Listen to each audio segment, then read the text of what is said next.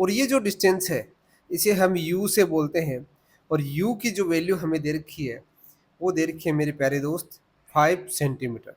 Sign of convention क्या कहता है कि जब ओरिजिन के लेफ्ट साइड में जाओगे तो ये डिस्टेंस हमेशा नेगेटिव होती है, ओरिजिन के राइट साइड में जाओगे तो ये डिस्टेंस हमेशा पॉजिटिव होती है, ऊपर जाओगे तो पॉजिटिव, नीचे जाओगे तो नेगेटिव।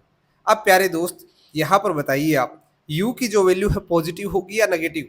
ये ओरिजिन है, पोल को ओरिजिन मानो, तो इस पोल से लेफ्ट साइड में है तो ऑब्वियसली ये कैसी होगी? नेगेटिव होगी। यहाँ साइन कन्वेंशन का विशेष कर ध्यान रखना, आपका न्यूमेरिकल गलत होने की पूरी पूरी संभावना होती है।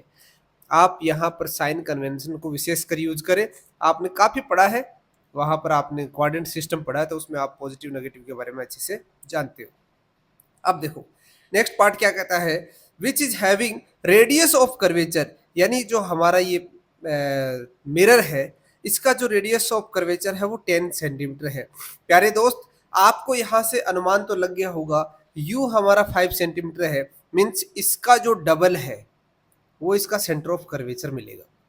यानी यहाँ से ये जो डिस्टेंस है कैपिटल R, जिसकी वैल्यू कितनी दे रखी है 10 सेंटीमीटर, और ये पॉजिटिव है कि नेगेटिव है? ये भी दोस्त कैसी होगी? नेगेटिव होगी। मीन्स हमें गिवन क्या क्या है, u गिवन है और R गिवन है। आपको पूछा है कि जो v है ऑब्जेक्ट की पोजीशन है वो कहाँ पर होगी, वो आपको बताना है। तो एक तो आपको आइडिया लग गया होगा कि हमेशा हमेशा जब सेंटर ऑफ कर्वेचर और जो पोल होता है उसके मिड में कौन होता है? Focal point. तो हमारा ऑब्जेक्ट कहाँ पर रखा हुआ है? फोकल पॉइंट पर रखा हुआ है। और आपको ये भी मालूम है जब हम वहां पर जो रूल्स को फॉलो करके इमेज फॉर्मेशन करते हैं तो वहां पर हमें पता चल जाता है कि फोकल पॉइंट पर यदि हमारा ऑब्जेक्ट है तो इमेज कहाँ बनेगा मेरे प्यारे दोस्त? इन्फिनिटी पे बनेगा। यदि आपको वो कॉन्सेप्ट आता है तो आपको ये न्यूमेरिकल सोल्व करने की आवश्यकता नहीं, आप डायरेक्ट v की वैल्यू पुट कर सकते हो। फिर भी यदि आप इसको सोल्व करना चाहो तो देखो इसको 1 बाय 1 सोल्व करते हैं। r की वैल्यू दे रखी है, r से f निकाल सकते हैं। f की वैल्यू क्या होगी? r अपॉन 2, r हमको दे रखा है 10, 10/2 क्या हो जाएगा? -5 सेंटीमीटर। f आ गया हमारे पास। फॉर्मूला लगाओ प्यारे दोस्त, 1 upon F is equal to 1 upon V plus 1 upon U. 1 upon F की वैल्यू कितनी है?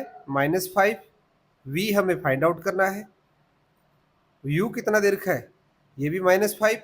देखो प्यारे दोस्त यहां से ये कट गया, कट गया कि नहीं कट गया? तो 1 अपॉन वी की वैल्यू प्यारे दोस्त कितनी आ गई? 0 आ गई। तो v की वैल्यू इसको उल्टा कर दो, तो v upon 1 is equal to